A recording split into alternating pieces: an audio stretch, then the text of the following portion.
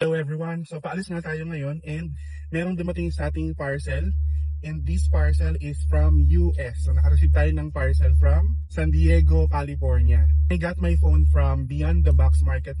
I also purchased a phone case from Spec. And for some reason, yung nabili kong case ay nagdidilaw agad. Imaginein mo back in November lang yun.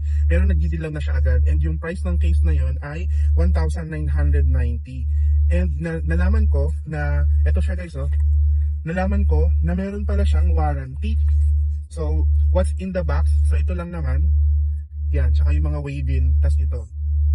Meron siyang lifetime warranty guys. Ayan lifetime warranty. So, kapag bumili ka ng spec na case, lifetime yung warranty niyan. Kaya wag mo iwawala yung resibo mo. Okay?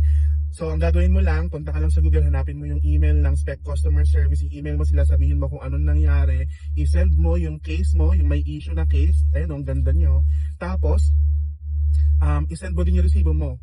Mabilis lang, as in nasa 1 week lang na-receive ko na siya. Imagine from US pa yun So, here's the case.